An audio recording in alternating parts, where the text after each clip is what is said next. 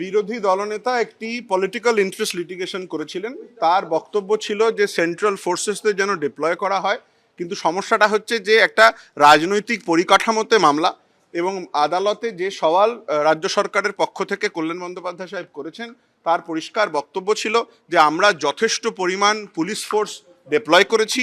ADG north Bengal ব্যক্তিগতভাবে পুরো ব্যাপারে আছেন, এডিজি ল অ্যান্ড অর্ডার পুরো সিচুয়েশনটাকে নজর রাখছেন। ক্যান্সারে নেই আর ভয়, NCRI হবে এর জয়। আপনাদের ভরসায় নেতাজি সুভাষচন্দ্র বোস ক্যান্সার হসপিটাল। মুর্শিদাবাদের বাইরে তারা এমন অনেক অভিযোগ করেছেন যে বিভিন্ন জায়গায় নাকি অশান্তি হচ্ছে, কিন্তু সেরকম কোনো ঘটনা আমাদের রেকর্ডসেও নেই এবং তারা কোর্টেও দেখাতে পারেননি। সেই জন্য কোর্ট তাদেরকে বলেছে তাদের যদি অন্য কোনো ডিস্ট্রিক্টে কোনো বক্তব্য থাকে তারা যেন হলফনামা দিয়ে সেটা জানায়। At the same point of time আমরা রাজ্য সরকারের পক্ষ থেকে অলরেডি বিএসএফকে রিকোয়েস্ট করা হয়েছিল আমাদের অ্যাসিস্ট করার জন্য, এবং সেই রিকোয়েস্টে বিএসএফ সাড়া দিয়ে 6 কোম্পানি ফোর্স পাঠিয়েছে, সেটা তারা আমাদেরকে অ্যাসিস্ট করছে। এই ক্ষেত্রেও আমরা যে সেন্ট্রাল ফোর্স যারা থাকবে তারা রাজ্য সরকারের কোঅপারেশনে আমাদের রাজ্য সরকারকে সাহায্য করবে যাতে নাকি ল অ্যান্ড অর্ডার মেনটেন থাকে। এতে সুপারভাইজ কি এডিজি সিআইএসএফ এবং এডিজি এলও কে করতে বলেছেন মহামান্য বিচারপতি? না, এরকম কোনো ডিরেকশন আমি এখনো যেটা শুনিনি। অর্ডারে আসার আগে আমি এটা বলা ঠিক হবে না। কোর্টে যেটা উনি বলেছেন ল্যাঙ্গুয়েজটা হচ্ছে যে সেন্ট্রাল ফোর্স ডিপ্লয়মেন্ট, আপনারা জানেন deployment of central forces in state means any force which is under the control and aegis of the state. Deployment of the central forces করবার কথা বলা হয়েছে with the cooperation of the state. তার মানে স্টেটকে তারা assist করবেন এবং দেখবেন যাতে ল অ্যান্ড অর্ডারের কোনো অসুবিধা না হয় স্টেটের সাথে।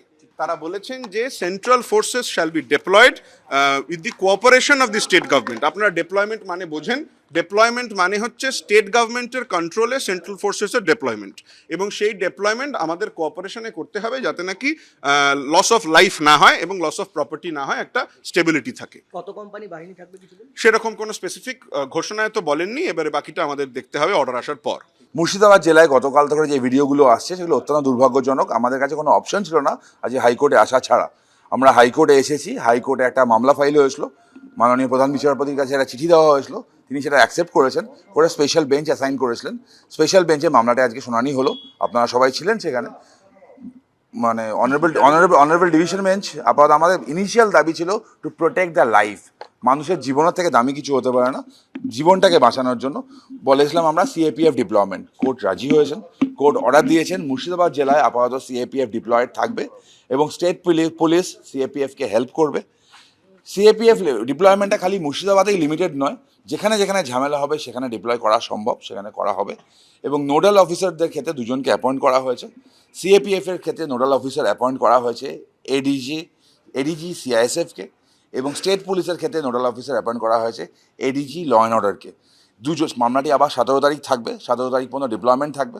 17 তারিখ কন্ডিশন থেকে ফার্দার অর্ডার পাস হবে এবং অন 17th সেন্ট্রাল এবং স্টেট বোথ রিপোর্ট ফাইল করবে। প্রথমে কোর্ট বলেছিলেন যে জয়েন্ট রিপোর্ট ফাইল করার জন্য, বাট রাজ্যের আইনজীবী যেটা বললেন যদি ডিফারেন্স অফ অপিনিয়ন হয় তখন কোর্ট বলেছে যে life of person is Paramount consideration, সুতরাং এখানে ডিফারেন্স অফ অপিনিয়ন থাকতে পারে না। এনিওয়েজ তোমরা যখন চাইছো সেক্ষেত্রে জয়েন্ট রিপোর্ট জায়গায় আলাদা রিপোর্টই ফাইল হোক, 17th আলাদা রিপোর্ট ফাইল হবে দুটো, এবং 17 তারিখ মামলাটা আবার থাকবে।